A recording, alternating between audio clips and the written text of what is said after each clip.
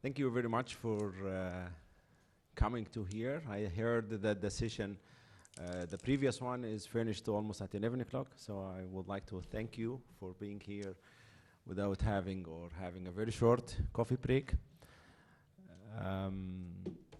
Today we would like to present you the first results of our European funded project that's called Education for Sustainable Development Beyond the Campus. And when we say education for sustainable development beyond the campus, mean that the university is trying to offer service outside the campus. So it means that the university professors are trying to work for enhancing the school education.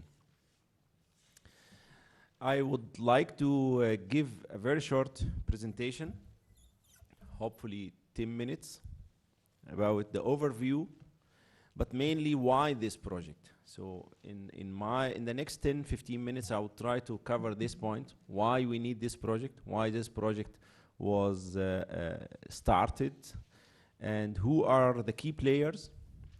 And then I would invite my colleagues who are part of the team in this project. Today, of course, in this project, I'm representing the German side, but as an Egyptian, I'm going also to speak on behalf of the Egyptians. On the other hand, we have our colleagues from University of Limerick, Orla, our very active colleague in the area of teaching methodologies and especially developing kits for energy. Suhita is the dynamo of our project. She is the one that really doing a lot of pushing for the whole team to develop the school kits, and I'm sure we will enjoy what she's going to present to us today. Melina also is our partner from the University of Graz, responsible for the training program that we are offering for the trainers of the teachers. So it means that we develop kits, we analyze the problem in Egypt, and we propose innovative teaching methodologies, and also we train the trainers who are going to deliver that for the Egyptian teachers in the future. So this is the structure of our session today. But I would like just to give you some introduction about the reason for this project. As you can see here in this picture, that the ancient Egyptians are the ones who really started this civilization and the agriculture in Egypt. And as you can see here, and you can also get the point that they were doing everything according to the sustainable development that we know today.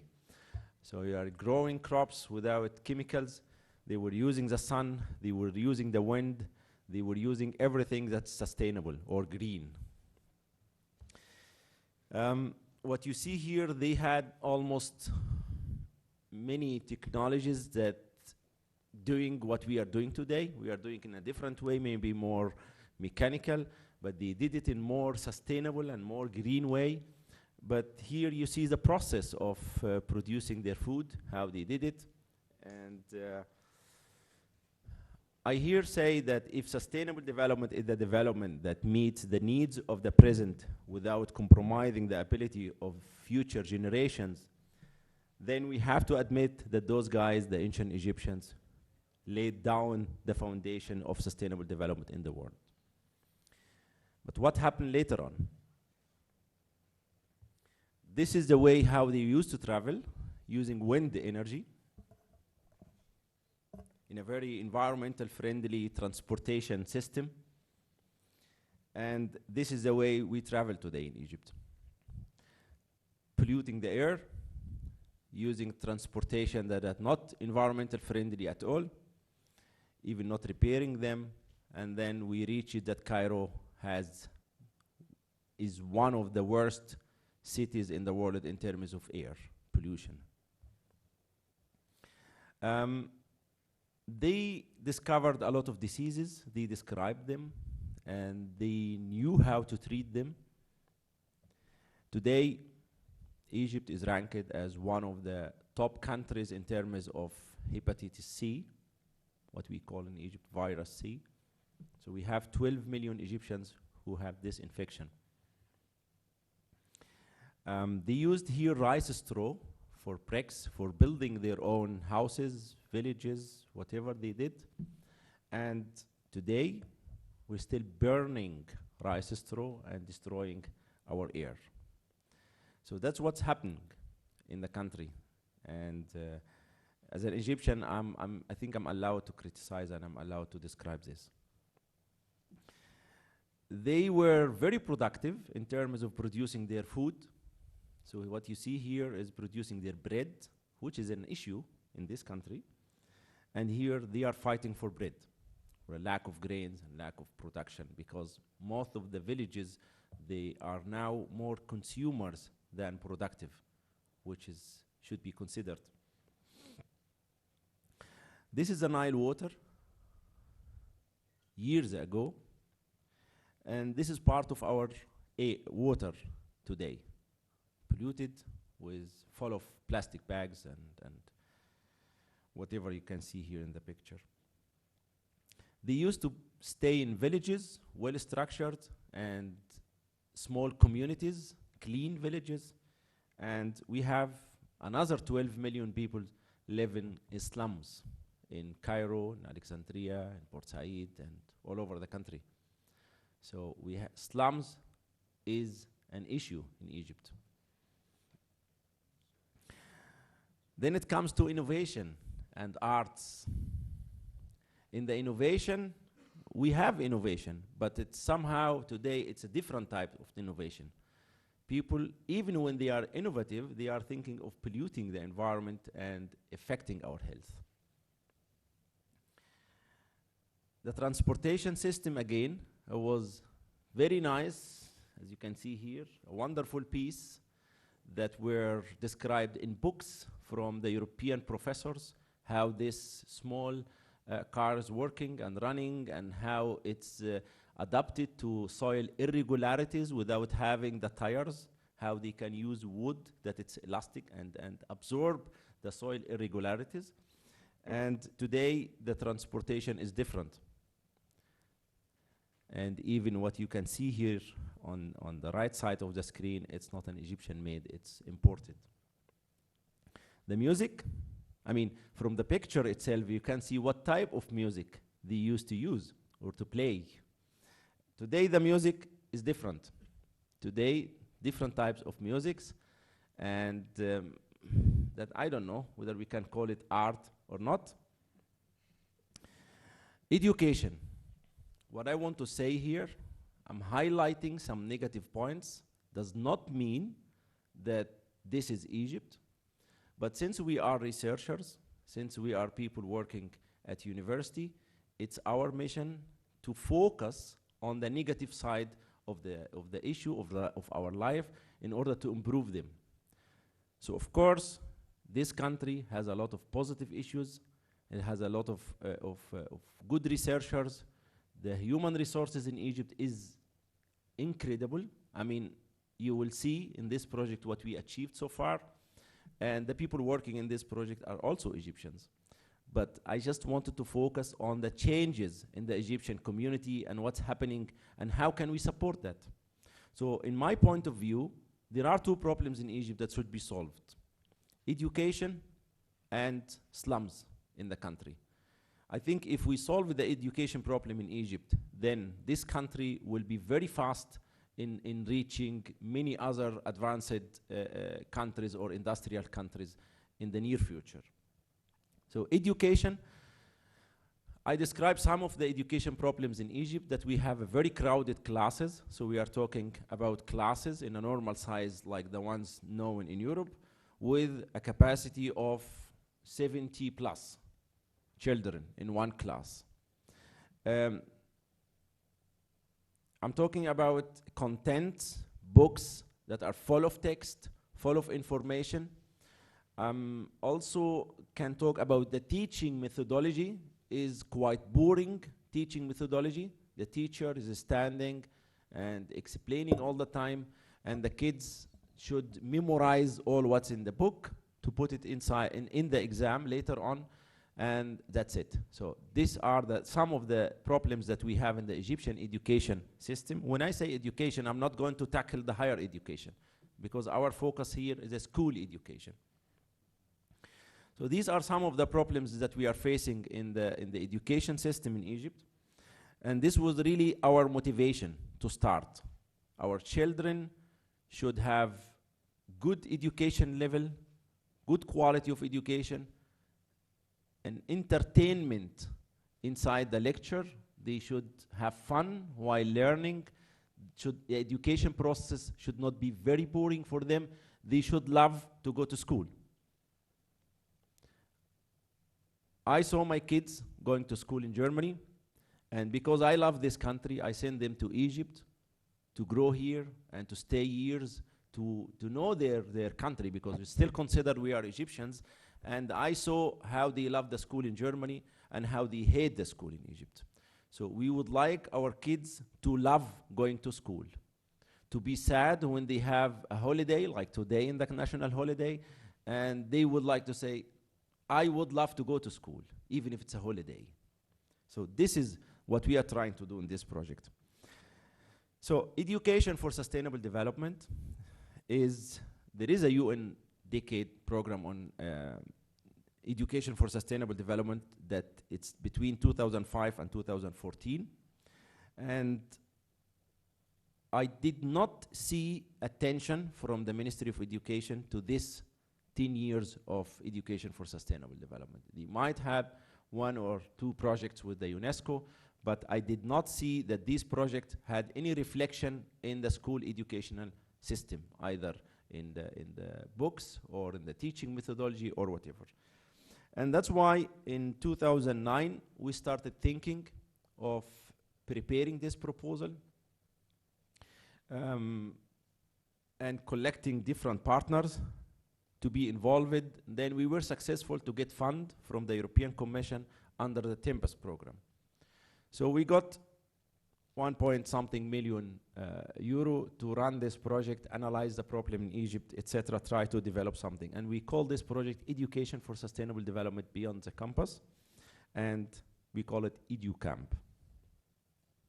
These are the partners involved in the project, and at this point I have to thank Bibliotheca Alexandrina for the great support they are doing for this consortium.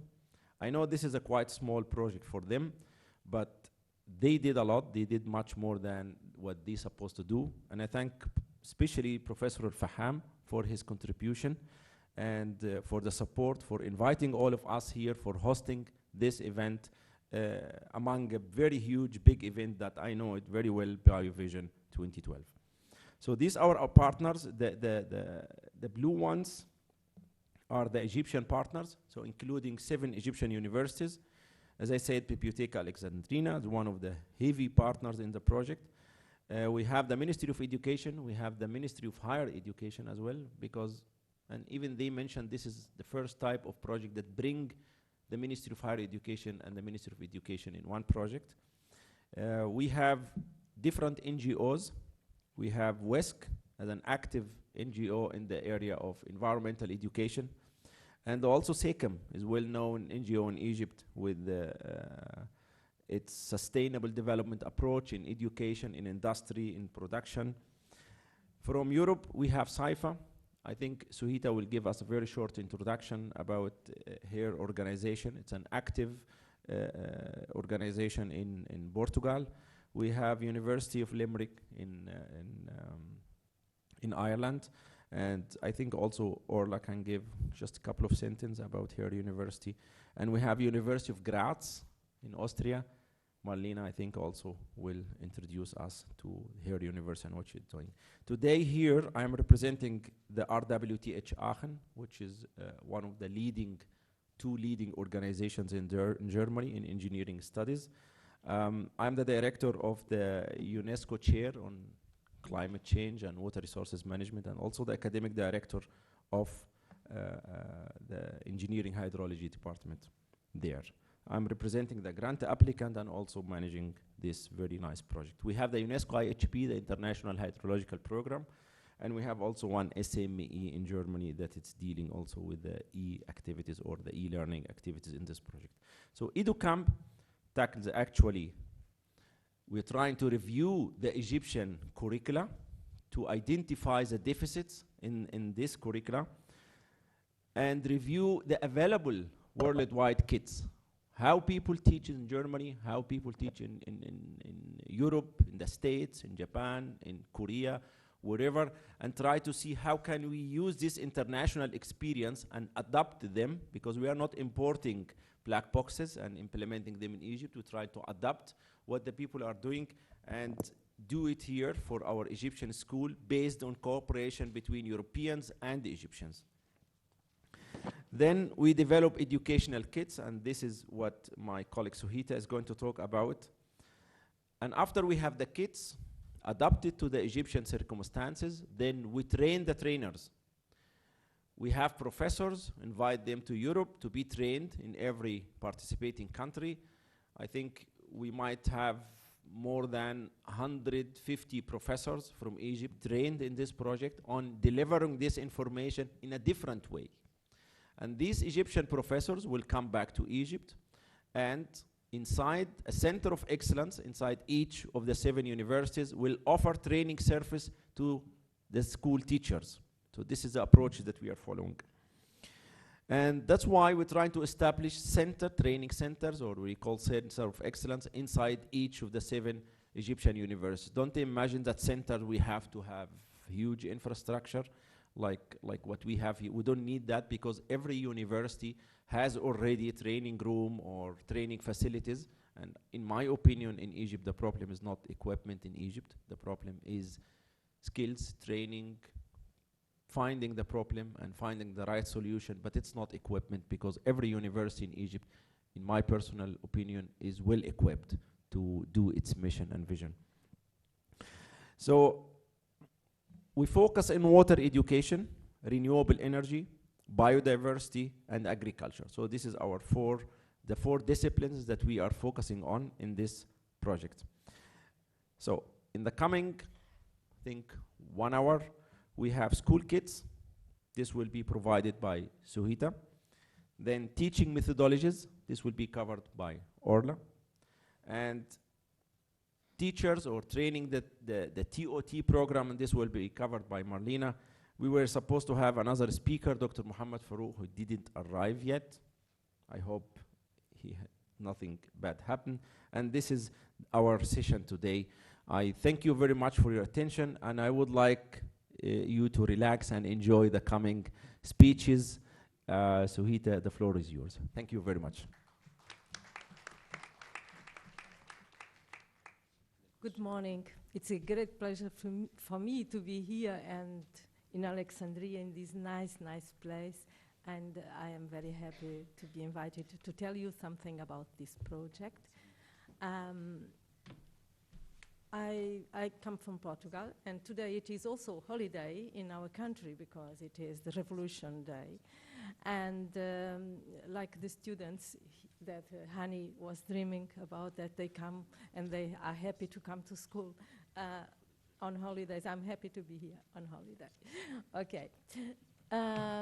My enterprise, it is a small enterprise, SAFER. We are really a commercial enterprise, and it is probably a little bit astonishing that a small and a private enterprise is working on such projects. But it is it was, so to say, our challenges. We wanted to show that it is possible to make to work for sustainability and make a business with it. It is not really, I'm not rich, but I'm happy that we have this idea and we are going on working in this sense. I hope, no, it's not going. Okay. So I had the pleasure to be the leader of this work package 2. You know, the projects, these European projects, are normally divided into in work packages with specific goals. And the specific goal of this work package was producing teaching resources for Egypt, kids for basic education. So we had inside this work package 6 different activities, and 1 workshop. And the first phase of this project, it began in October 2010, and the first phase was just a very small time. We had 3 or 4 months to finish our first phase with 2 activities. The first one, it was made here in Egypt by the partners, Egyptian partners, and it was the review of school curricula in Egypt, because we wanted to know, okay, what is happening in Egypt? Is this curriculum a curriculum that opens windows for education for sustainable development? How can we use it? There are always good and bad aspects in a curriculum, so we wanted to know it better. This was one very nice activity, and it has been made. Last year, it was finished last year in January already. And the second activity of this first phase was the review of school kids worldwide. So what happened in Egypt in one hand, and then European partners at that time made the review of school kids, other school kids, that were available, most of them available on internet, so it were publicly available for everybody, and so we had this first phase finished. And the second phase began in February last year, and in principle is now finished, and had 4 activities aiming at developing the school kids. And Hani has already said it is these 4 focus: water, agriculture, biodiversity, and energy. Okay, the first one was finished, the first phase, and this was the product, so to say, the report on that first phase. And the conclusions of the curriculum review in Egypt was that it is, but it is not only in Egypt, it is all over the world like this, it is subject-oriented. They don't have water, agriculture, biodiversity, but they have Arabic, math, social studies, sciences. It is totally different conception of education when you are teaching like this, or when you are teaching concentrated on the issues at stake for humanity than on cognitive or scientific subjects. The curriculum showed also that it is difficult to implement in Egypt, like in other countries, student-centered and practice-based approaches. And it is difficult because, not only because of the problems that we have seen with the big classes of children sitting in one classroom, and bad conditions, missing resources, and so on. It is also because this subject-oriented curriculum does not give children the opportunity to ask questions and to discover the answers to those questions. And of course, the curriculum and the review showed that teachers need training about new methodologies oriented to education for sustainable development. Okay, the second report was about the second activity I told you about. It was about this review of school kids in internet. And our conclusions were also interesting because we understood that ESD and the kids we have seen, that we considered that they were adapted to be kids for ESD, they have a totally new understanding of education. They are interdisciplinary and holistic. They are based on this idea that we have to work interdisciplinary and have an holistic learning process. We have to work with values.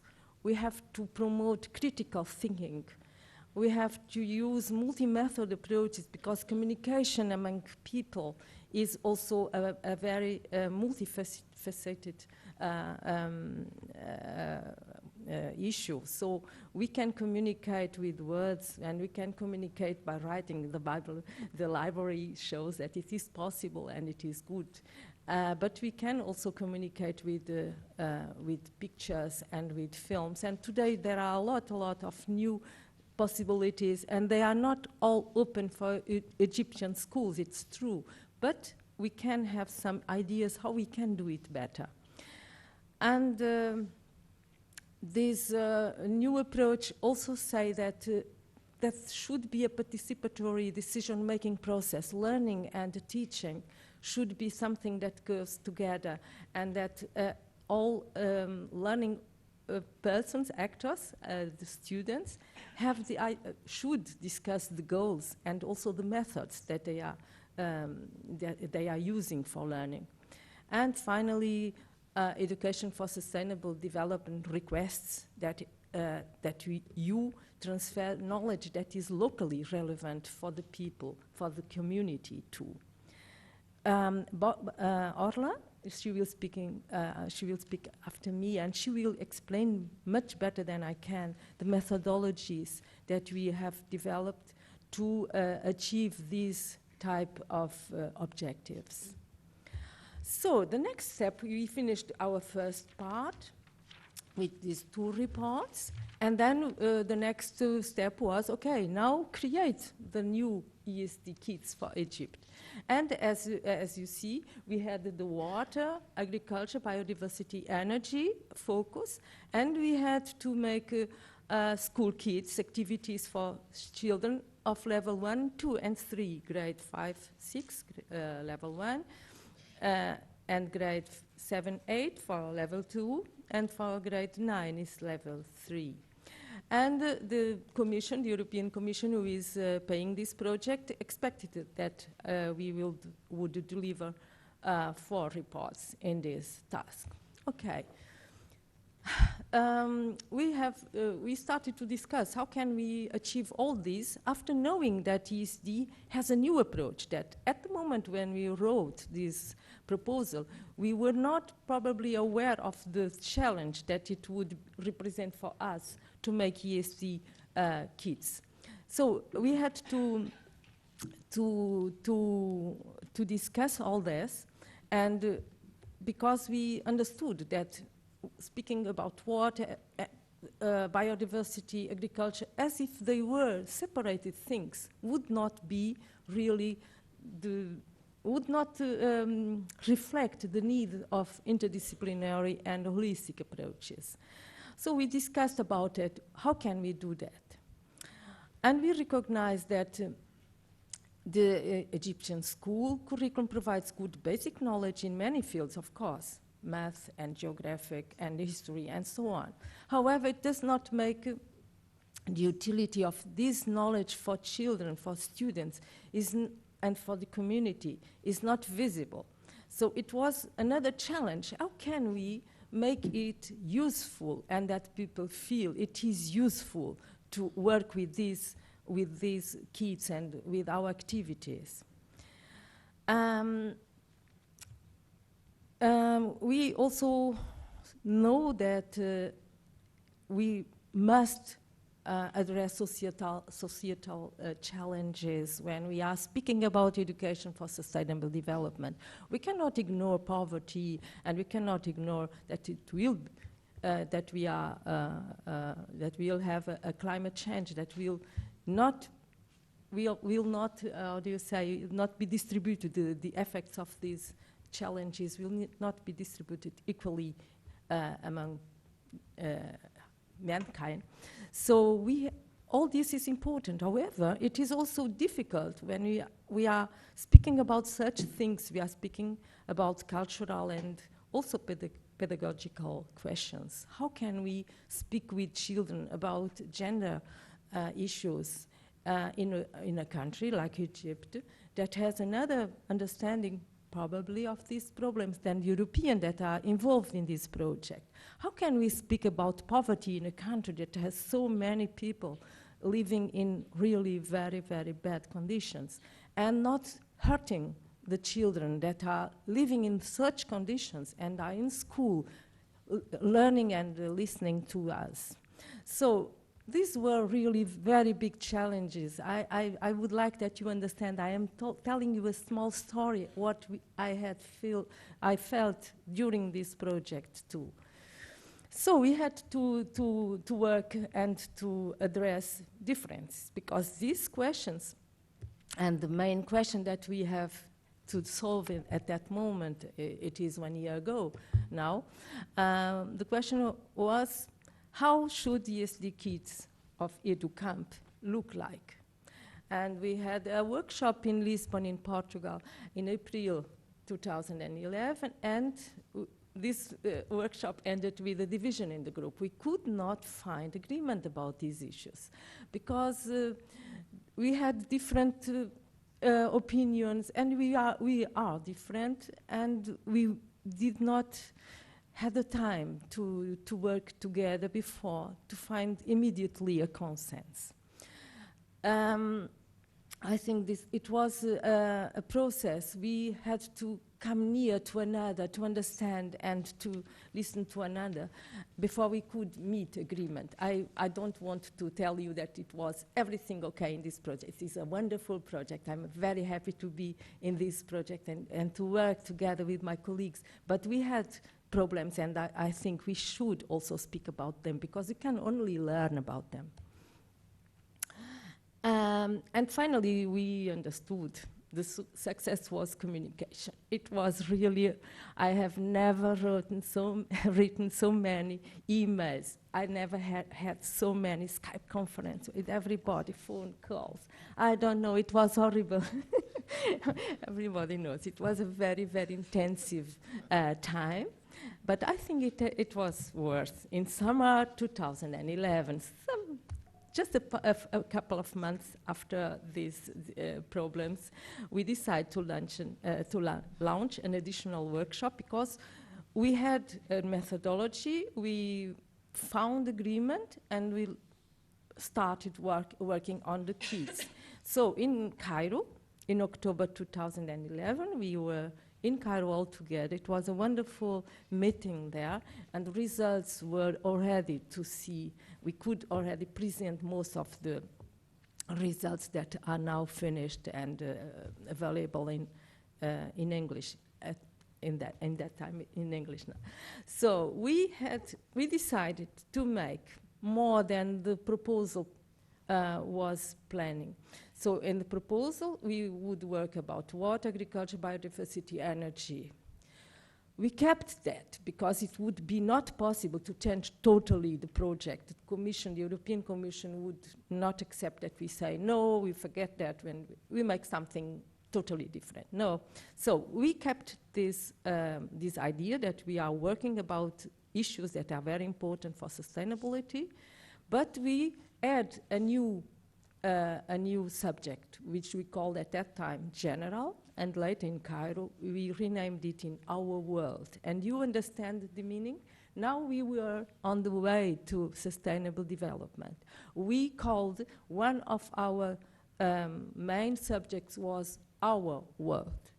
And I think this was a very big step in this project. In that moment where we decided to do that, and we decided that we would, the decision that we would not just work on water, agriculture, and so on, but on kids that are level related. That means for level 1, we are working in one kit that aggregates water, agriculture, biodiversity, energy, and has a part of general about our world, about the problems that we are dealing with, all of us.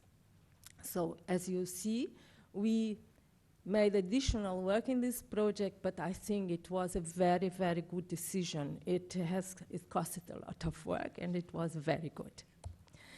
So now the kids structure, we have, it was not in my work package, but we decided also to bring together 2 work packages.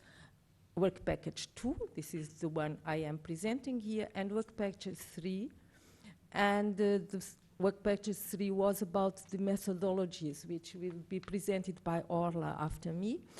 And we decided to work together, just not to make things that are not connected, so we worked together. The teacher's guide is for all kids and gives a time, please. Yes, I'm finishing. Just a second. 2 minutes. Okay, it's an introduction to these methodologies. Then we have for each level a user's guide that shows teachers in Egyptian schools, because kids are for them, how to use the kit and to find orientation with maps and so on. And then we have each kit, which each level, each ESD kit consists of 5 classes. I told them before, the subjects.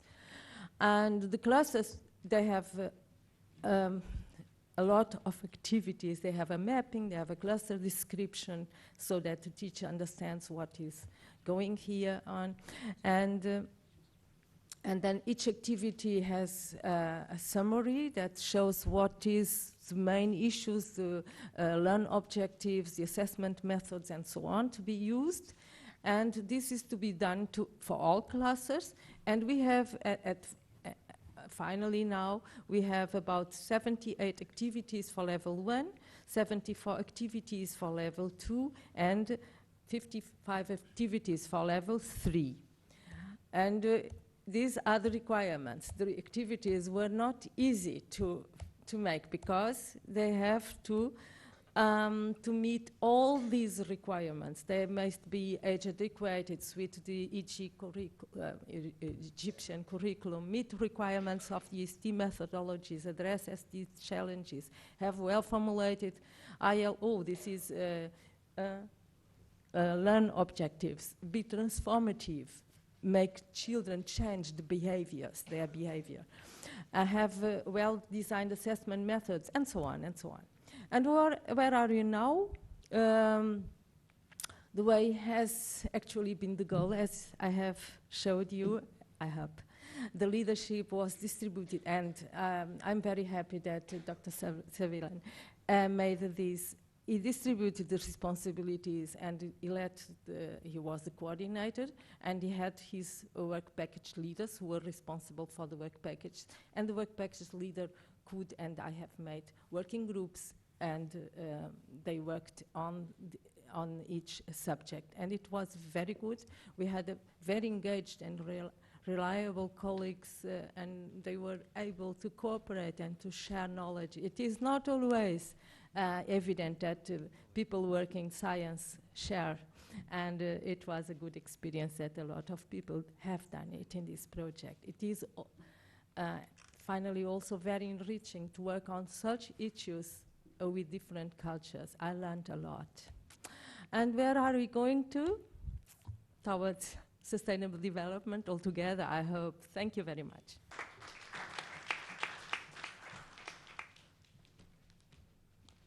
Thank you very much, Suhita, for the... can we take the other presentations and then open for questions? Because it's difficult with the time. I'm sorry for that, but we have a time limitation. We have to open discussions, I think, because it's important to hear also your opinion and your feedback. But I'll give the floor to Orla now, just to give us a little bit deeper insight inside the activities, to have an example how an activity looks like. And she's going to talk today about the innovative teaching methodologies that we are trying to use in this project. Orla, I used when I moderate session, but I forgot them today, to have 3 cards. One green, one yellow, and one red, just for the speakers. The floor is yours. Thank you. Thanks, Hani. And thank you for giving me the opportunity to talk today. So as Hani said, I come from the University of Limerick, which is in the Republic of Ireland. And it is, I work within the Department of Education and Professional Studies. And we are the largest teacher education college within the Republic of Ireland. So today I'm going to talk briefly about the innovative teaching methodologies that was a core aspect of the project. So the presentation is broken up into 6 key sections. So firstly, I'm going to look at the project objective that relates to the innovative teaching methodologies. Then very briefly to explain what we perceive to be innovative teaching methodologies. the rationale for their use, their relevance to sustainable development, examples from the kit, and then also we used a particular approach to assessment that I will talk about briefly, which is assessment for learning. So the innovative teaching methodologies relates directly to objective 3. And this focused very much, and the emphasis was placed on developing and having a wide variety of activities that students could engage in while in the classroom. And the project particularly emphasized models, games, demonstrations that students could engage in. And as Hanny said, that they could have fun while learning. So if we look at what we mean as such by innovative teaching methodologies, and what I would perceive it as being is that they're teaching approaches that attempt to move away from the teacher-centered didactic approach and try to put the students at the heart of the learning process. And I suppose they're learning approaches where most of the work within the class is done by the student, not the teacher, and most of the thinking is also done by the student. So in this instance, the teacher is a guide and a facilitator of learning rather than the source of knowledge within the class. So within the kits, I suppose we had 3 particular approaches to these innovative teaching methodologies. Firstly, it was inquiry-based learning. There was a strong emphasis placed on this. And it was very much about developing critical thinking skills amongst students, getting them to analyze what they were talking about, getting them to discuss it, to debate it, to form their own conclusions and opinions on on the issue that they were discussing. Secondly, it was around community-based learning and encouraging them to look at their community, be it local, national, and global, and see how can they become social agents and change agents within their community. And thirdly then, it was about value-based education, that we were trying to get them to care, to have feelings about what they are discussing about, to become passionate about it, and to reflect as well on their own behaviour and those of others, and perhaps to try and make changes in that regard. So that's what we mean as such by innovative teaching methodologies. And then I suppose the rationale for their use. As far back as 1987, and I'm sure a long time before that, it has been acknowledged that learning is not a spectator sport. Students do not learn much just by sitting and listening to the teacher. They must talk about what they're learning, write about it, relate it to past experiences, and apply it to their daily lives. And it has been proven that that decisions and conclusions that students come to on their own is much stronger and much more long-lasting than than the information that is given to them from the teacher. And deeper learning occurs when students are the ones that have to consider the information themselves and tease it out themselves. So if we look then, and just maybe the points that are in bold there, that innovative pedagogies tend to result in greater motivation for students, greater enjoyment, fun, as Hanny referred to already, that they obtain greater insights and learn that it's deeper learning, and also that it's students' preferred way of learning. The last study is a study that was completed in Ireland, and Emer Smith found that students, it was the way they want to learn as well. So if we then relate this quickly to education for sustainable development, why use innovative teaching approaches for this project? And I think central to the philosophy of education for sustainable development is a student-centered pedagogy that places the student at the heart of the learning process. And active learning methodologies have been identified as a core dimension of sustainable development. And such approaches are viewed as vitally important if we're going to make students change agents within their community and society. So I've been a bit biased here and picked another Irish study, I'm afraid, but Ursula McMurrow, she looked and she completed a study on the integration of education for sustainable development into schools.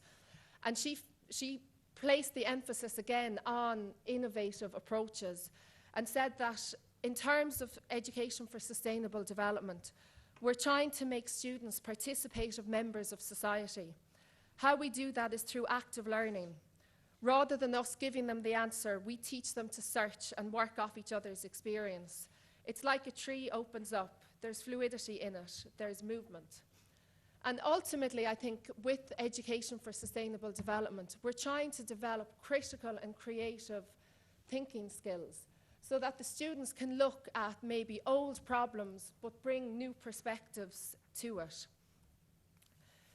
And also, a UNESCO report in 2010, they identified that there were 5 pillars of learning in terms of sustainable development. It's learning to know in terms of respecting, understanding, and searching for knowledge. Learning to do, again, in terms of active engagement within your community. Learning to live together in terms of international, intercultural, intergenerational, and cooperation and living in peace. Learning to be in terms of personal, family, and community well-being. And also learning to transform oneself and society. And again, being a change agent. And I think it's fair to say that if we are to achieve those 5 pillars, the best way to go about it is through a student-centered approach. So if we look then at some examples from the kit, and on reflection, I'm not sure if I selected the best examples, but I think they'll give you an idea. So this is for grade 5, and it's from the Energy Level 1 kit. Excuse me. And in this, it's entitled, Where Do You Get Your Energy From? Energy Through the Food Chain. So there's a couple of aspects to this methodology. So firstly, each student is assigned an image. And working in a group of 6, they must decide who in them comes first within the food chain. And they must put themselves in order. They then have to form a food web with another group. And they're given pieces of string, if possible, to show the connection in terms of the transfer of energy within the food web. They then must consider, I suppose, the impact that changes at one level of the food web or food chain would have on the other members of the food chain. And then also to reflect on how human behavior and practices can have an effect on these on the energy and the flow of energy through the food chain. The other example, which I quite like, and I think it links in very well with the learning to live together that I spoke about a few moments ago. And it's from grade 5, and it's from what was originally called the General Kit, but now is called Our World. And it's Why Frogs and Snakes Don't Play Together. And it's a story that students are given, and they can act it out as a role play if possible. And it's about a baby snake and a baby frog who meet one day in the forest. And they play together, and they have a lovely day. And then when they go home to their parents, and they tell their parents that, you know, I met a baby snake today, and we had a great time. And the parents got quite upset and said to them, no, frogs don't play with snakes. We don't like each other. And the same with the snake's parents said the same about the frog. And then the next day, the baby frog and snake met again. And they both wanted to continue playing together, but they felt now that they couldn't.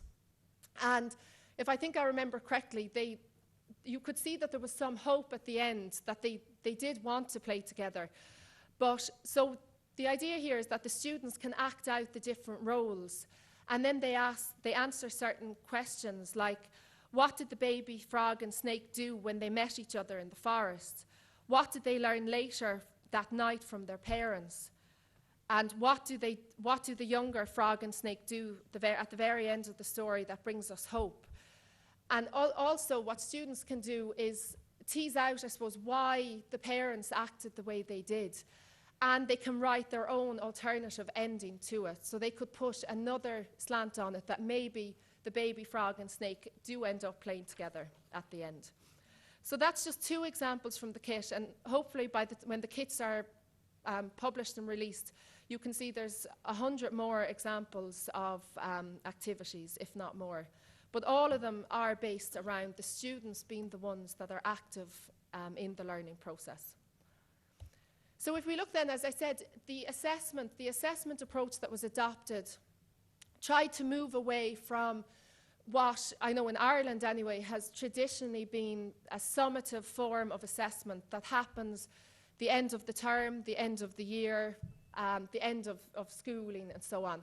So we tried to integrate assessment for learning into not all of the activities, but a number of them. And assessment for learning is viewed as being a key part in the learning process. So it happens while learning is taking place. So students, for example, will receive feedback on their work, which will help them to realize what they need to do to learn more, to improve, and to do better. And assessment for learning is very much based around feedback and not grades. So it's telling the students what aspect they did well and how they can go about improving. So a core aspect of assessment for learning is, as I said, feedback.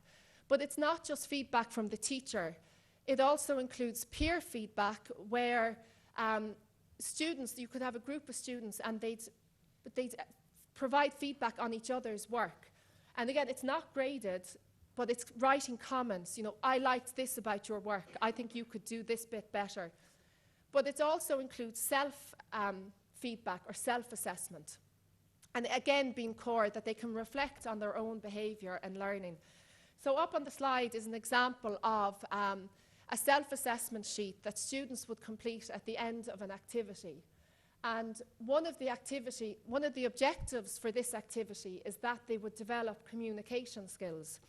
So as you can see, the students have to identify whether they're very happy, quite happy, or unsure, whether they developed and improved in terms of listening to what other people say, speaking in front of others, asking questions, answering questions.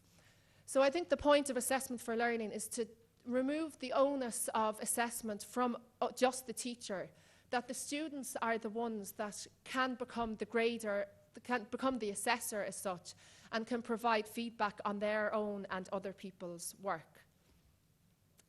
I tried to identify some challenges, but I'm not really sure. I think there may be others that perhaps I haven't fully explored. But originally, when the project was proposed, it was believed that the kits could be developed and then the active learning methodologies could be developed afterwards. But very quickly, I think the educationalists told Hanny that that wouldn't work. So we merged them together. And so the development of the kits and the active learning methodologies became one. And I think what was conscious in all of our minds while developing the activities was that we were aware that they had to be developed for large numbers, and that while, for example, the activity about the frogs and the snakes and the role play, it may not actually be feasible to use it as a role play in classrooms that have 70 students, so that it had to be adapted. And we have adaptations included as well. And also developing activities that require as minimum resources as possible, so that it's not putting a huge expense on schools, or that there has to be a huge amount of photocopying. So I think the next challenge, similar to a challenge we face in Ireland, is to try and integrate these approaches into classrooms that perhaps it's not currently used to being used. So that's me. Thank you very much.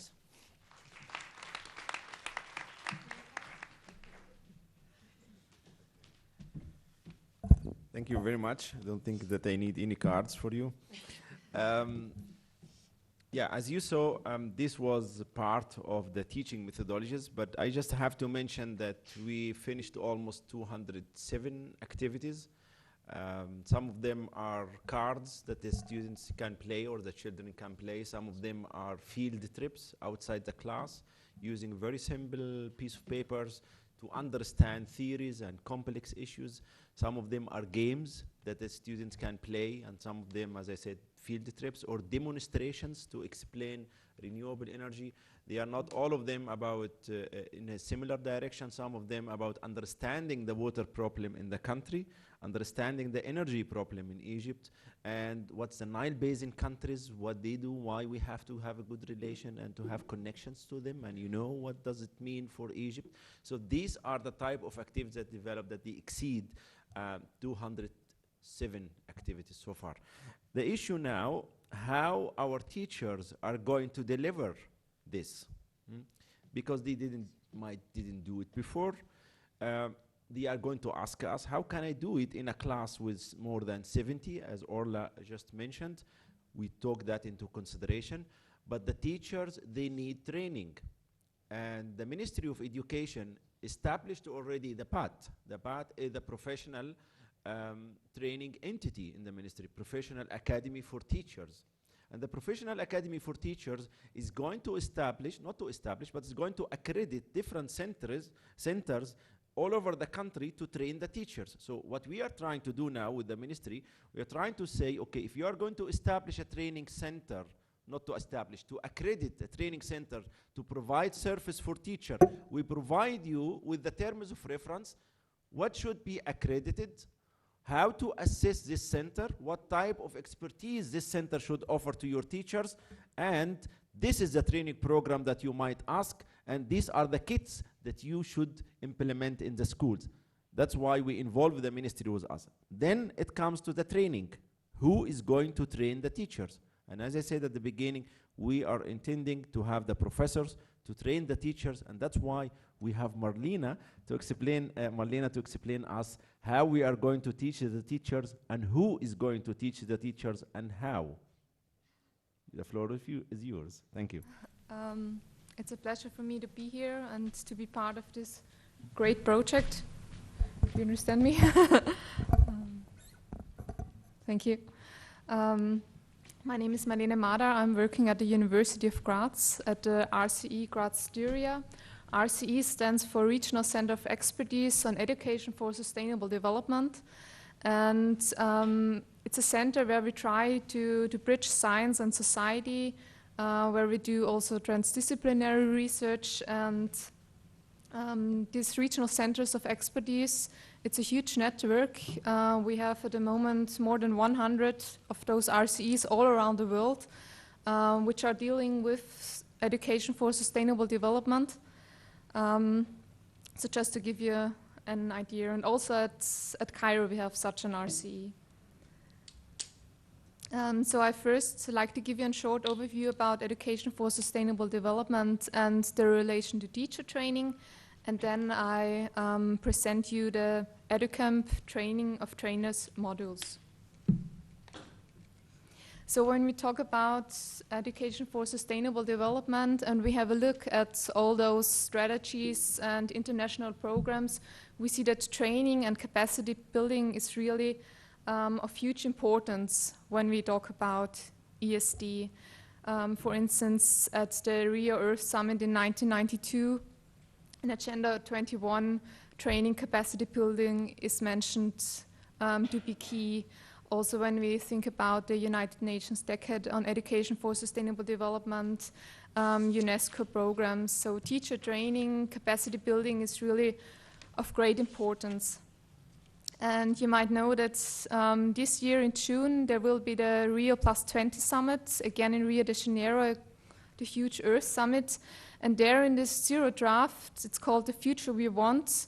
There are also 4 paragraphs that deal with education, and one really talks about enhancing teacher training. So it's really of great importance also in the international level. What's the role of education in sustainable development? As I already said, it's about building capacity in the sustainability dimensions of society, environment, economy, and culture. And I think it's very important that we don't see these dimensions separately, but combined. And also when we developed the ESD kits in this project, we tried to combine all those dimensions, different approaches, subjects into those issues Suhita and Ola already talked about. So we identified teachers as key agents for sustainable development, and we have more than 60 million teachers all around the world. So there are so many people who can make a change and who can affect the life of the students all around the world. And so it's not only the responsibility and the task of teachers to just transmit knowledge, but to also do social development, to submit all the competences, the values, the skills students need to succeed in their life and to make a change in their life for a better future, for sustainable development. So according to Daniela Tilbury, she identified what should education for sustainable development mean, what should learners do, or what should they be encouraged to do, and it's to ask critical and reflective questions, to clarify values, to envision more positive futures, but it's not only about the hope for a better future, it's also to get the skills and the competences to act and to change. It's about thinking systemically, responding through applied learning, and also explore the dialectic between tradition and innovation. We heard also about Heini, ancient Egyptians, they knew how to live sustainably. And I think we can learn a lot also from the traditional knowledge and try to adapt this to our own needs today. Also, the United Nations Economic Council for Europe, they identified competences for educators in sustainable development. And I think this is also a key point, because when we talk about education for sustainable development, we always talk about what students should learn, what competences they should gain, what knowledge, what understanding. But of course, we have to think one step back and look what other competences teachers need and the trainers of the teachers need to be able to teach such competences and knowledge. And the UNECE, they identified 3 parts. So it's having this holistic approach, it's about integrative, systemic thinking, it's dealing with complexities and uncertainties. It's about envisioning change, past, present, and future. So as I said before, it's about learning from the past, from this traditional knowledge we have. It's about inspiring engagement in the present, so to motivate students. And it's about exploring alternative futures, so to make them able to get active, to change for their better. And it's about achieving transformation in being an educator, pedagogy, and the educational system. So this is just an extract from this list of competences. And you can also see here we have those three parts, which I just presented before. And we also have the pillars of learning, Ola told us before. So learning to know, learning to do, learning to live together, and learning to be. And I just put out some aspects where I think they might be important for educators. And for instance, educators, they understand the basics of systems thinking, and just quickly go through that. And what I personally think is also quite interesting, that the UNECE identified that an educator is someone who is a facilitator and participant in the learning process. So it's not just someone who stands in front and gives a lecture or something like that, but an educator should also be participant in the learning process. So it's another relationship with the students. In EduCamp, we already heard about some approaches for education for sustainable development, which we think are important. and Suhita already talked about that. We think interdisciplinary approaches are important. The holistic approach, inquiry-based learning, problem-oriented learning, so that it's really applied to the daily life of the students. It's participatory and interactive, of course. Application-oriented. It also should relate to the local and also global problems and needs, so that the students really learn to see the whole picture. And of course, appreciation of human rights is also important. So what about the training modules now in EduCamp? We already heard about the overall project objectives of the EduCamp project, and one of it is developing and implementing a training of trainers program for school teachers. So I will shortly give you an overview about this. The specific goals of this TOT models, as we also call it, it's about raising awareness within the Egyptian society about the relevance of sustainable development and as well as high quality education. It's about linking universities and schools, because the trainings will then be delivered at universities for school teachers, so also to make this connection. It's of course supporting school teachers in Egypt, especially in secondary and public schools. And in this project we like to train Egyptian professors, and they should then act as multipliers and deliver the trainings for the Egyptian teachers at the centers of excellence at 7 universities here in Egypt. And so they should deliver the know-how and all this sustainable, holistic thinking then to the Egyptian society. So in this project, we are just training trainers, and then it should run by itself. So the trainers then train the teachers, and they the students, and so on, And of course, we offer trainings on such sustainability issues, and they are aligned to the Egyptian school curriculum.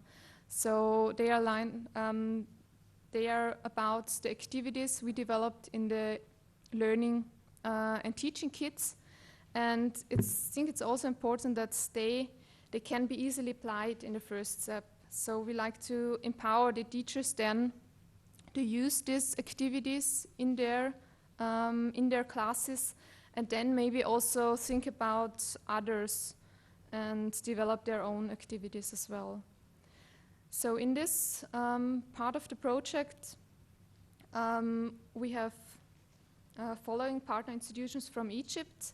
It's Alexandria University, American University in Cairo, Cairo University, Fayoum University, Heliopolis University in Sikkim, Suez Canal University, SVESC, and Sagasig University, where also the centers of excellence are then established. What's the structure of these modules, of these trainings? In total, 9 trainings will be offered. The first training started in March this year, and the last will be in May next year. It's 5 days training each, and the participants, as I said before, they are the university professors from Egypt. And the trainings are held in Austria, in Ireland, in Germany, in Portugal, as well as in Egypt. And I had that before. So just to give you a short overview about our training plan, we have topics on education for sustainable development. So it's really the understanding, the basis about our world, biodiversity, agriculture, water and energy, and where we also do the activities. It's really workshop oriented, interactive, and we also have implementation trainings and the pilot implementation where the participants really have to do then the first own trainings and train the teachers here in Egypt. So as I just said, we have 2 trainings on education for sustainable development. We have 5 thematic trainings and 2 implementation trainings. And they all, okay, I noticed it. They include input sessions, workshops, school visits, methodological works, and at the end we have a pilot implementation where the trainers conduct their first pilot teacher trainings also. So, as I just said, we had the first training about education for sustainable development in Graz in March this year, and I just want to give you some impressions. 13 participants from Egypt attended the training. We had workshops,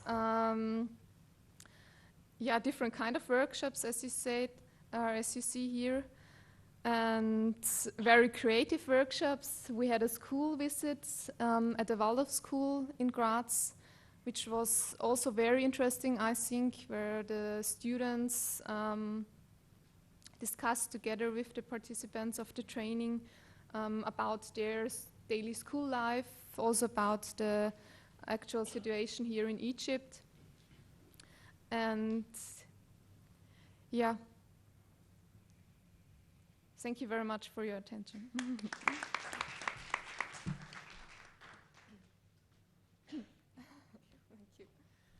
Thank you, Melina. It's actually a pity that we don't have Egyptians in the panel, so our European partners could do it and be here, but we had really many experts in this project from Egypt in the area of sustainable development, and it's not their first experience. And then we have colleagues from Alexandria University, Dr. Boshra Salim, and she is now abroad. We had also we invited also Dr. Hebel Diridi from Suez Canal University, another educator, a real expert in education. She's also had private problems. And finally, we tried with Dr. Muhammad Farouk from Fayoum University. He was supposed to come till today, 2 a.m., but I don't know, maybe he slept and couldn't do it. So, but anyway, what I want to say that this project is not run only by Europeans. We had wonderful, perfect professionals from Egypt who are working with us. Some of them, I see them among us here. And if they would like to contribute in answering any of the coming questions, I hope you have enough questions, then they are also part of this consortium and they are willing, they are welcome to contribute. Now it's your turn to ask. Just be careful. If there is no questions, you will be asked about what you heard from us. Please, the end. Yeah. Please introduce your name and your question. Alberto Zucconi from Italy. Very impressive. One question. Why, for the training of trainer, did you choose a university professor instead of having peers?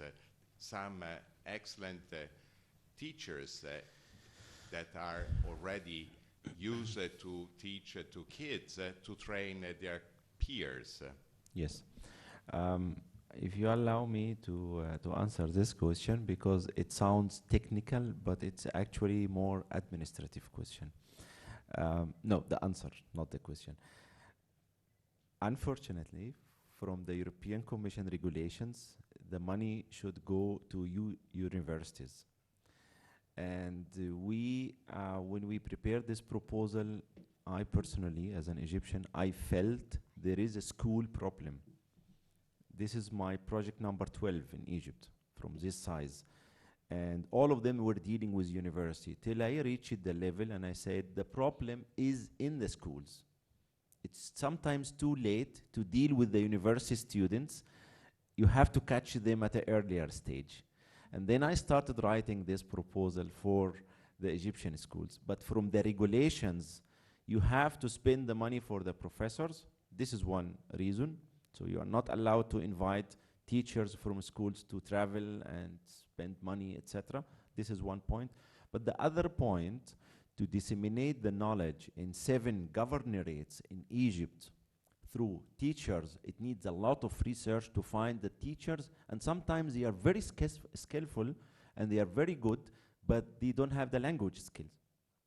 So it's very difficult to find, because we are really targeting the very poor schools. We are not targeting the private schools, for example. They can benefit from the project, of course, they are welcome to do that, but they are charging students fees, and our children are not paying fees here in Egypt.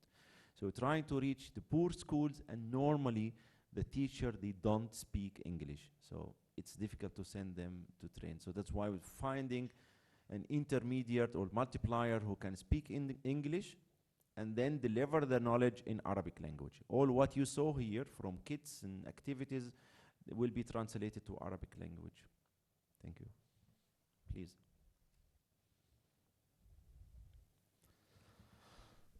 Assalamu alaikum. Wa My alaikum name is assalam. Mohammed Abou Ftouh, assistant lecturer in Faculty of Education, Alexandria University.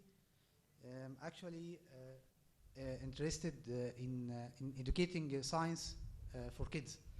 And I'm involved already in a small project, a private project, in teaching science for KG students, for KG kids. The problem in the project is related to teachers. Actually teachers they have their policy أنا والطوفان من بعدي. They are not interested in science. They actually most of them interested in private lessons and so on, and how to collect money. I just have a suggestion to bring teachers to Faculty of Education, for example, and make a pilot classroom in the university. Collect, bring teachers and students from selected samples from students, and apply this project on them at under the supervision of professors. I think it may be more effective. Okay. I don't want to answer all the questions, but that's exactly what we are doing. We are establishing a center, training center, inside each of the 7 universities. So in Alexandria University, in the coming weeks, you will have a center for training the teachers. When you talk about science, we had another project that was in 2006 about developing a science demonstrations and playing and games, and this is available. If you have the chance, you can visit the American University in Cairo and see our previous project, what we did in terms of demonstration, and how the students, the children, they love going to this lab. And that's exactly what will happen inside the 7 universities. You will have the teachers coming to you from the surrounding area in Alexandria, for example, coming to you in a lab in which you have these games and cards and very cheap tools to train them in your center. So that's what we are trying to do, but we are not, I don't know, it's your decision as Alexandria University if you are going to bring kids and make a pilot. I don't know, they did it in Graz, for example, directly with the teachers, and it works. So you have the center, you will have the facilities, you will have the equipment, and you will have somehow the agreement with the Ministry of Education to do it. How you run the center in a different way, it's your decision. But I advise you to contact Dr. Khalid Saadani from the University of Alexandria, just to, if you are interested in the activities. Please. My name is Nicholas. I come from Rwanda. I study here in Egypt. I study in agriculture faculty in a department called Agriculture Extension Education. My question is, looking at the project about education for sustainable development, it is very interesting and very useful for both the children and also for the adults. So I'm asking, your partnership is for the education faculties, professors, but you don't go into maybe agriculture education or maybe other educational departments dealing with other sciences. So when will this education for sustainable development reach the adult kids, if I may say, adult learners, because this is dealing with the small children? Thank you. Thank you very much for the question. Melina would like to. Yeah. Does this work? Yes. Okay. Okay.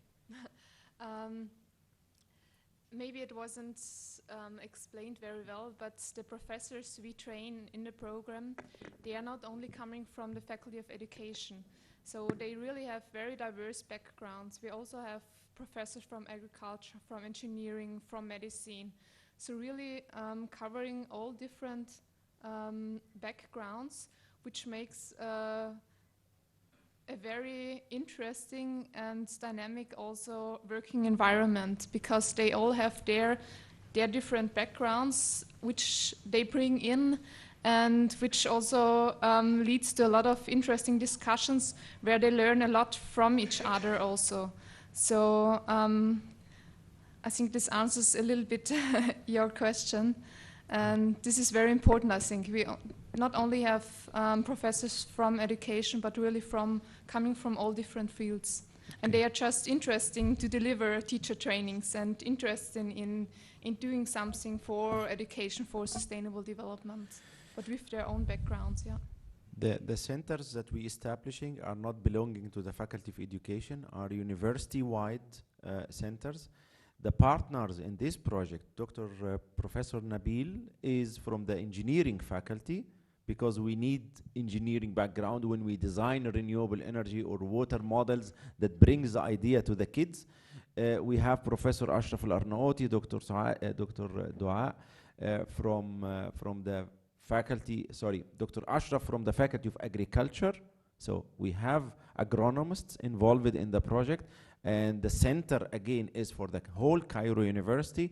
In Alexandria, the Dr. Ashraf, Dr. Khalid Saadani is agronomist from the background, and Dr. Boshra from the science background. So it's not really the case of we have less education schools involved. We have in Suez Canal University the School of Education involved, for example, and in Fayoum the School of Education. So we're really using a mix of all the people. And when we selected the trainers, we had a call for applicants university-wide.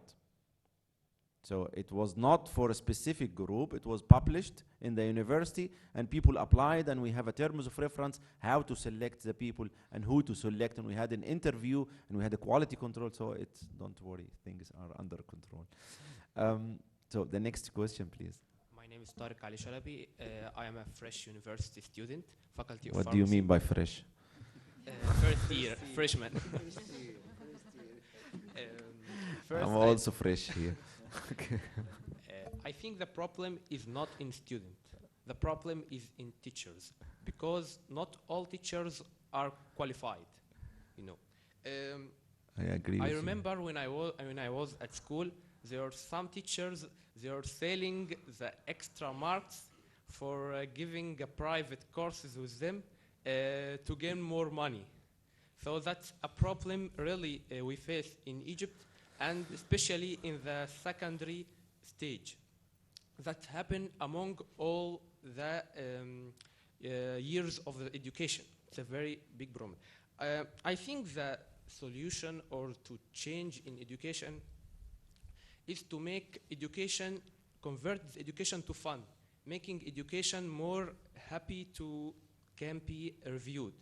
And another thing, to benefit from the successful experiment from Finland, from Ireland, from United Kingdom, to share their successful and bring the bright result to Egypt.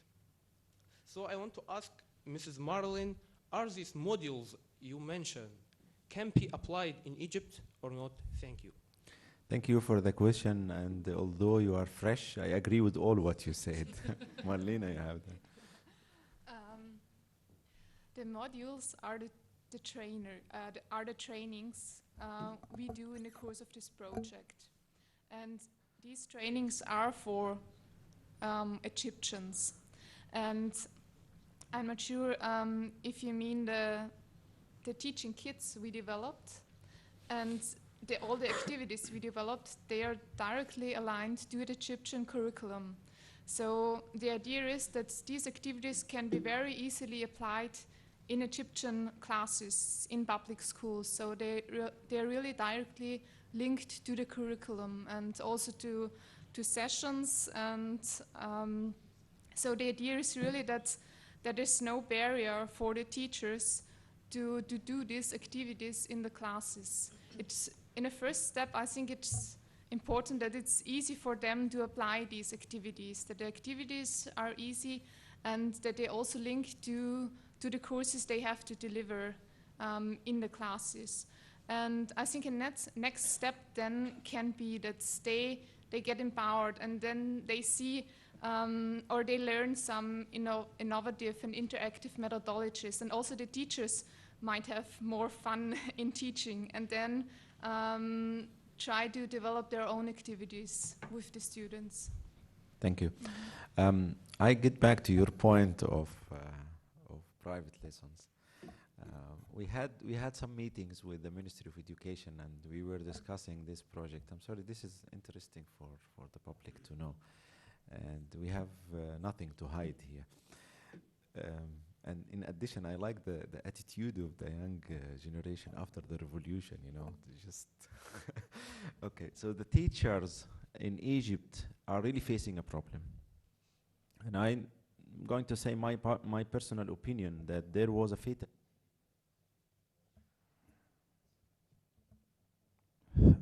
If we have in Egypt limited resources, and then we spend all the money that we have in building new schools, البنية التعليمية. And if I was a decision maker at that time, then I have to rank the priorities of education. The student, the children is number one. The environment, including the book, the materials, the school, etc. And of course, with the student comes directly the teacher. So the teacher before the school.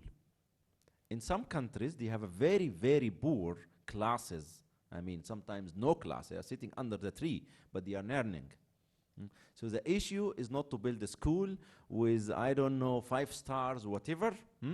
And it collapsed later on because of whatever reason. But if you see the specifications of building the schools in Egypt are really far beyond what we need. We need a very simple building room, or sometimes no room. We have a very nice environment here that the people can sit outside and learn.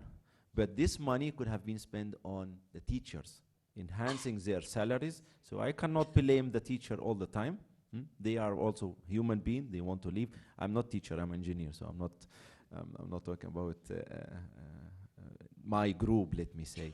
So this is an issue that we really discussed inside the Ministry of Education, and I have to say the Ministry of Education, they have to change the attitude. This type of decision makers, or they should be changed somehow. This is not the type of decision makers who can make change in this country. I mean, when you talk to them, all what we did, they did it already. Everything is there. That's what we hear. And then at a certain point, I asked them, okay, then we stop and tell me what is the problem of the education system in Egypt. If all this fun and education process is having fun in Egypt, and the people, they have the right contents, and the teachers are qualified, etc., then tell us what is the problem of education in Egypt. And then it comes to the point, the problem of education in Egypt is salaries of the teachers. I think it's part of the problem, but it's not the only problem. And the teachers, we should take care of them before blaming. And we should reallocate our resources somehow in the right direction and put them in the correct direction. Thank you. Your question.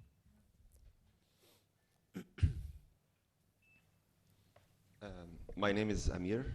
I work as a project manager for Sustainable Development Unit at IMC. IMC is Industrial Modernization Center, a governmental organization, work on development of business and industrial sector in Egypt. Agdanes. What? Agdanes. Thank you. So my input or my remark for this, if the conference BioVision this year, the theme is about link between science and society. I would like in this session to focus on link between education and society. And I have two specific points here to talk about. First, link between the education and business community. And we still, although of many tries and projects, we still have this lack because a lack of vision, how to connect or to link the education to what really the business society need. And the other point is the lack between the environmental background and the educational service in the village, in the city, in the oases. And I have one example here from my experience because I have worked in development of ethnic products in Siwa. Siwa, for who doesn't know Siwa, it's amazing oasis in the West Desert of Egypt. And it's one of the amazing oases worldwide, all over the world. And there, one example of what I'm talking about is olive wood. Olive wood is a huge resource for Siwa. It could be amazing industry there. And there is in Siwa one technical school, which Madarsa Sanawiyya Sanaya for this.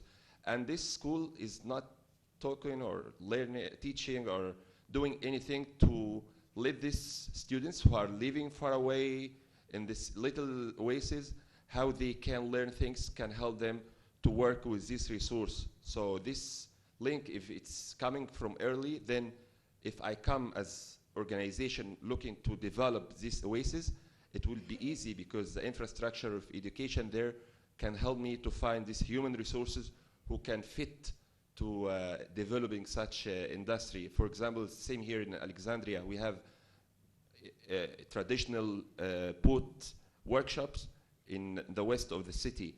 So if you look to the technical schools here, it could be a project to develop special programs. How can you improve this craft or this industry? So I think if we're looking for developing this educational, we can work on projects which link at least between this few schools which can help the community to get a benefit of learning something can be applied in their environment. And this can be easily implemented as pilot projects in some oases, in some village. Then people, when they see the link between this education, they can benefit of it to develop their village or their oasis. Then there will be a huge attraction to more work on more global work on the country. Thank you. Thank you very much for this question. If no one of the colleagues, I might comment on that. Linking the education process to business, this is something very interesting and very important. And to the local environment, I have to say and be honest, in this project, we thought about Egypt as a local environment. But what you are saying is a really very location-specific education. First, you face the problem that the ministry is not going to adapt curricula for each governorate. But this can be solved because you have in your education process to leave a space for the teacher. You have to give him or her space, you know, to think about his own activities and his own teaching. Am I correct or not? Yes, you are. Okay, because I'm not the expert in education, but I have to give the teacher a space in my curricula to say, okay, let us do this math, for example. When you take the example of math, I don't have to tell him exactly do this and that. What we are doing here, providing them with a list of activities that can be done, how to do it, how to assess it, because we know our teachers are not qualified enough. Once they are qualified and you give him or her the space, then you say, okay, the Siwa, I think it's a wonderful place for learning. And I think Sahara from WESC, they take students from Cairo. I think you go to Siwa, you know. So they take the students from Cairo and go to Siwa because it's a wonderful environment for learning, because you see a lot of different things than seeing only cars and buildings. So this is really what's needed, but it needs first to train the teacher how to do it, and then let him select today the topic. How can I explain the physics? I can go to this area outside. How can I explain math? And then the kids, they grow up and they know the local problems in their area and they can solve it. And I fully agree with this interesting point. But since you are from the IMC, if you give us fund, we can collaborate with you on that. You have a lot of European money. I know the IMC. Okay, please. I think we have to take one or two more questions and then close. Thank you. Dalia Saad, Sudanese PhD student at برضو أجدع ناس. PhD student at Wits University, Johannesburg. And actually, I don't have any relationship with the education field, and I'm a chemist, and I just do believe that to have good research, good work, and even good life, we do need to have good education. And I believe this is the major problem in developing countries, where we have poor education system that creates actually followers rather than good thinker or innovative minds. So my first question is, so thanks actually for giving us such nice presentations and good definitions for learning and teaching process. My question is, from the talk, it's all about Egypt and European Commission. My question is there any plan to enlarge the project to involve some developing countries? We need such a project, actually. And I also want to ask about, don't you think that we also need to involve some policymakers, maybe, because it's not only about teachers and the teaching methodology, it's also about the materials, the content of the subject that we teach, because it's very poor, and it doesn't help to get good students, and even for the future of the kids. So I think it's also need to be changed, or maybe to improve the quality of the material that we teach. And for this, we need to involve some politicians, some policymakers. And I think this way might also help in solving some problems, like he mentioned the problem of the teachers, because it's by giving them good salaries, providing good environment in the schools for teachers before for students. Thank you. Thank you for the question. I got from the floor that I have to answer again this question. The first part with involving other countries, of course, since we are trying to tell our kids that we have to look to the other side of the Mediterranean, I mean, to give our back to the Mediterranean for a couple of years and see the Africa, because this is our continent. I'm sorry, but doesn't mean cutting relations. But we have to see Africa, and this is also my opinion, and I think we might all agree on that, Egypt should intensify its relation with African countries after the revolution. And I think the first initiative that came after the revolution, that our people, they went to Sudan and Ethiopia and Uganda, etc., because this is our feeling. This is our feeling. I mean, we grown up when we know that Egypt and Sudan are one country. We knew the relation with Ethiopia since the ancient Egyptian time, and how there was a very, very strong relation. It's not only about the water, about the humanity and human being, and about the good relation with the African continent that full of resources. I mean, the Chinese in Ethiopia are more than any other nationality now. So anyway, this is something that we have to consider, but of course, sometimes you have to face the reality that the European funding or American or whatever, for us as researchers, is important, and it has limitations. Take 1, 2, 3 Mediterranean, North Mediterranean, South Mediterranean, plus Europeans. The other part of involving decision makers, I'm not going to talk a lot about it, but because we have the Ministry of Education is partner in this project, the Ministry of Higher Education is another partner in this project. So involving more decision makers, and then we have SMEs or enterprises involved, and we have universities involved. So I think we are doing our best. It's not that easy as we imagined at the beginning. It's a lot of a challenge. And we have a full work package about sustainability, dealing with accreditation and acknowledgement of these centers. And we had a committee with the Ministry of Education that we sit regularly together, hopefully, with the changing the minister every weekend. It's sometimes very difficult to keep even the committee itself sustainable. Last question, last two questions, very quick, please. I cannot say here because he is our educator, let me say. My name is Lamis Abdullah, and my question is addressed to Dr. Suita. Finally. I want to know something.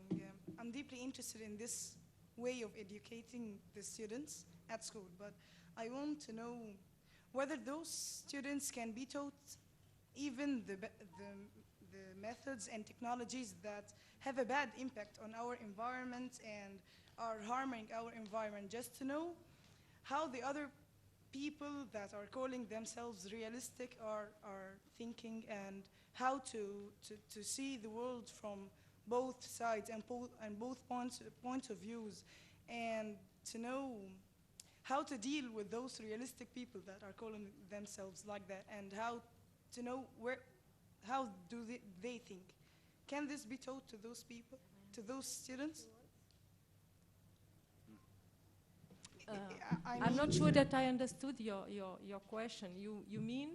I mean, it's important to think positively and green, but it's important too to know how to deal with the realistic people that are harming the environment, and how to criticize them, and how do they work and think.